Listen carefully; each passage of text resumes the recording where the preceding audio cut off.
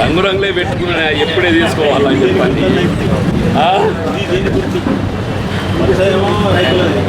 పండశంకర్ అడుగుతుంది.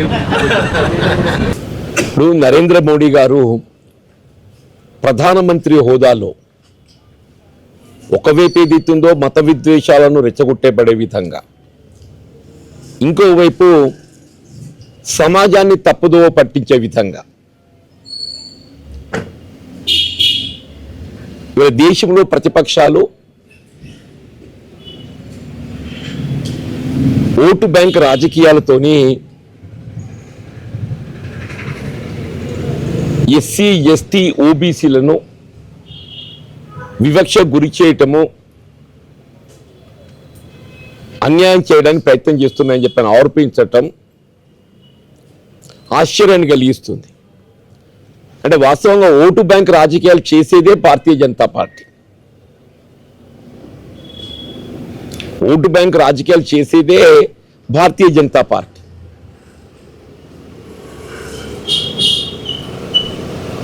Vote bank రాజకీయాలతోని ఈ సమాజాన్ని చీల్చబడే విధంగా, దేశంలో మత విద్వేషాలను రెచ్చగొట్టబడే విధంగా ఏదైతుందో ప్రయత్నం చేస్తున్నది భారతీయ జనతా పార్టీని చెప్పక తప్పదని చెప్పండి. ఎస్టీ బీసీలపై ముసలి కన్నీరు కార్చే ప్రయత్నం చేస్తున్న మోడీ గారు అంటే వాస్తవంగా ఎస్సీ ఎస్టీ ఓబీసీలకు అన్యాయం చేస్తున్నది స్వయంగా భారత ప్రధాని నరేంద్ర మోడీ గారు అని చెప్పక తప్పదంటున్నాను. రాజ్యాంగ నిబంధనలకు అనుగుణంగా సామాజిక వెనుకబాటుతనానికి గురవుతున్నటువంటి వర్గాలకు వారి ఆర్థిక అభ్యున్నతి కొరకు విద్యా ఉద్యోగాలలో రిజర్వేషన్ సౌకర్యం కల్పింప చేయబడటం ఇది బాబాసాహెబ్ బిఆర్ అంబేద్కర్ గారు నిర్దేశించారు. ఇదే ఎన్డీఏ ప్రభుత్వం నరేంద్ర మోడీ గారి ఆధ్వర్యంలో ఈడబ్ల్యూఎస్ రిజర్వేషన్ అనే అంశాన్ని తెరపైకి తెచ్చి, ఎకనామికల్ వీకర్ సెక్షన్ అనే అంశాన్ని తెరపైకి తెచ్చి ఆర్థిక వెనుకబాటుతనానికి గురవుతున్న వారికి ప్రత్యేకంగా 10% రిజర్వేషన్ కల్పింప చేస్తున్నటువంటి విషయం మనకు తెలియంది కాదు. సరే,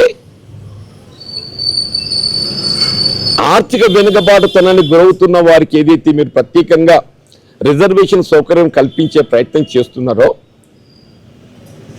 అందులో ఎస్సీ ఎస్టీ బీసీలను మినహాయింపు చేయడం జరిగింది. ఇది ఇక్కడ గమనించాల్సిన అంశం. మీరు ఆర్థిక వెనుకబాటుతనానికి గురవుతున్న వర్గాలకు మీరు ప్రత్యేకంగా రిజర్వేషన్ సౌకర్యం కల్పించాలని తలస్తున్నప్పటికీ ఏ రిజర్వేషన్ సౌకర్యం పొందుతున్నటువంటి, ఏ సామాజిక వెనుకబాటుతనంతో రిజర్వేషన్ సౌకర్యం పొందుతున్నటువంటి ఎస్సీ ఎస్టీ బీసీలు ఏదైతే ఉందో ఈ ఈడబ్ల్యూఎస్ రిజర్వేషన్ నుండి తొలగించడం జరిగింది.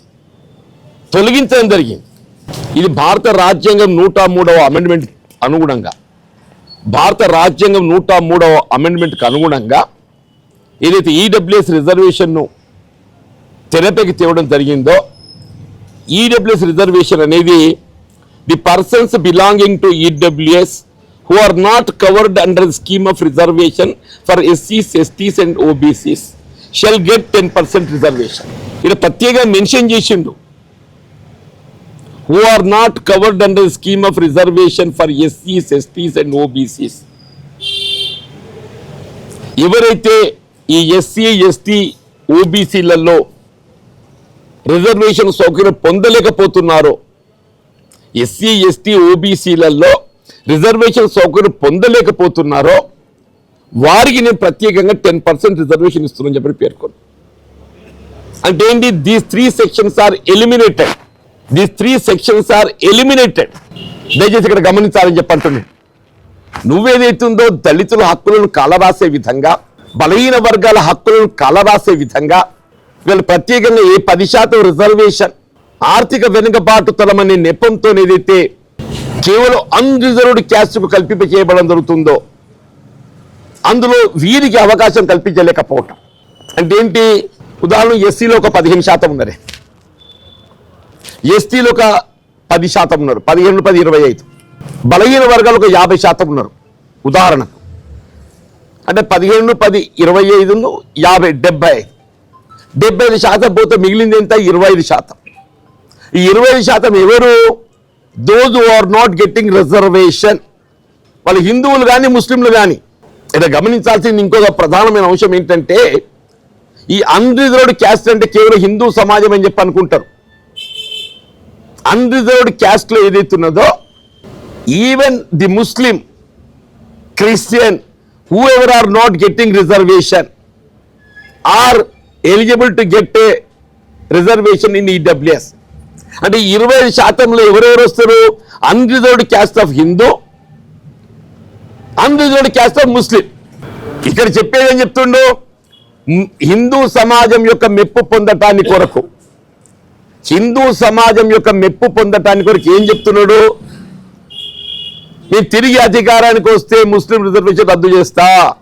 కాంగ్రెస్ పార్టీ ఏదైతుందో ముస్లింల మెప్పు పొందటానికి ఎస్సీ, ఎస్టీ, బీసీలకు అన్యాయం చేస్తుంది. కాంగ్రెస్ ముస్లింల మెప్పు పొందటానికి ఎస్సీ, ఎస్టీ, బీసీలకు అన్యాయం చేస్తుంది ఇక్కడ చెప్తున్నాడు. అసలు ఎస్సీ, ఎస్టీ, బీసీలకు అన్యాయం చేస్తుంది భారతీయ జనతా పార్టీ, నరేంద్ర మోడీ గారు అని చెప్పారు. దయచేసి ఈ అంశాన్ని గమనించాలని చెప్పండి. వీళ్ళు ఎకనామికల్ వీకర్ సెక్షన్, అందులో పోటీ పడే అవకాశం వీళ్ళకి లేదు. వాళ్ళు ఆర్థికంగా వెనుకబాటుతానికి గురవుతున్నప్పటికీ వాళ్ళతో పోటీ పడే అవకాశం లేదు. కాబట్టి ఏదైతుందో ఈడబ్ల్యూఎస్ రిజర్వేషన్ అనేది it must be open for all, అన్ని వర్గాల వారికి, దళితులకు, బలహీన వర్గాలకు, ముస్లింలకు, ఏ వర్గమే కానీ కులము, మతము అనే భేద భావన లేకుండా భారత పౌరులకు అందరికీ కులము, మతము అనే భేద భావన లేకుండా ఆర్థిక వెనుకబాటుతనం ఎవరు కలిగి ఉన్నా ఈడబ్ల్యూఎస్ నిబంధనల మేరకు అందరికీ అవకాశం కల్పించారు. కానీ వాళ్ళ ప్రస్తుత భారత ప్రభుత్వం నరేంద్ర మోడీ గారు ఏం చేస్తున్నారు? సమాజంలో ఉన్నటువంటి యొక్క సామాజిక వెనుకబాటుతనానికి గురవుతున్నటువంటి దళితులు, ఎస్సీలు, గిరిజనులు, ఆదివాసీలు, బలహీన వర్గాలు 75% of the society are kept out. వారిని ఈడబ్ల్యూఎస్ కు దూరం చేస్తుంది. అంటే వాస్తవంగా ఎస్సీ, ఎస్టీ, బీసీలకు అన్యాయం చేస్తుంది నరేంద్ర మోడీ గారు. దయచేసి వాస్తవ విషయం సమాజం గ్రహించాలని చెప్పి అంటున్నాను. మీ మోడీ గారిలా కుచిత బుద్ధి కాదు. మోడీ గారి లాగా ఏది ఇస్తుందో దాని వల్ల కేవలం పెట్టుబడి దాని వర్గాల కొమ్ము కాసే విధంగా ఆయన ఆలోచన విధానం. మోడీ గారి ఆలోచన విధానం ఇవాళ పెట్టుబడిదారి వర్గాల కొమ్ము కాసే విధంగా ఉన్నది. కానీ కాంగ్రెస్ పార్టీ ఆ విధంగా కాదు. ఇలా కేవలం పెట్టుబడిదారి వర్గాలకు సంబంధించే కాకుండా సమాజంలోని సామాజిక వెనుకబడిన గురవుతున్న వారికి అందరికీ ఏదైతుందో మేము హక్కు కలిగిస్తామని చెప్పండి. భవిష్యత్తులో మీరు ఇకనైనా ముస్లింలు అనే ఒక పదం వాడకండి. ఎందుకంటే ముస్లింలకు రిజర్వేషన్ సౌకర్యం కలిగిస్తుంది మీరు. This must be given clarity. నేను specially appealing to the my media friends, మా పాత్రికేయ సోదరులు ప్రత్యేకంగా నేను కోరేది ఏంటంటే, ఈడబ్ల్యూఎస్ రిజర్వేషన్లో ప్రధానంగా ఏదైతుందో హిందువులతో పాటు ముస్లింలకు కూడా సమానమైనటువంటి రిజర్వేషన్ సౌకర్యం కలిగిస్తున్నది భారత ప్రధాని నరేంద్ర మోడీ గారు అని చెప్పండి. యాజ్ ఇఫ్ ఆయన ముస్లింలకు ఎక్కడ ఏ విధమైనటువంటి ప్రాధాన్యత కల్పిస్తలేడు, కేవలం హిందువులకే కల్పిస్తుండ అనేటువంటి ఒక భావన సరైనది కాదు. ఆయన గత 10 సంవత్సరాల పాలనలో హిందూ సమాజాన్ని ప్రత్యేకంగా ఏ విధమైన మేలు ఒనగూర్చలేదు. గత 10 సంవత్సరాల పాలనలో హిందూ సమాజానికి ఏ విధమైనటువంటి ఒక మేలు ఒనగూర్చలేదు. ఏదైనా రాజ్యాంగ నిబంధనలకు అనుగుణంగానే హక్కులు పొందడం జరిగింది. తప్పేదైతుందో ఇలా ప్రత్యేక హిందూ సమాజాన్ని మేలు ఒనగూర్చలేదు. ఇవాళ అయోధ్య రామ మందిర నిర్మాణం చేపట్టడం జరిగిందంటే కూడా అది భారత న్యాయ వ్యవస్థ జ్యుడిషియరీ ఆదేశాలతో నిర్మాణం చేపట్టడం జరిగింది. ఇవాళ ఏదైతుందో అయోధ్య రామ మందిర నిర్మాణం అనేది it is not the credit of any political party.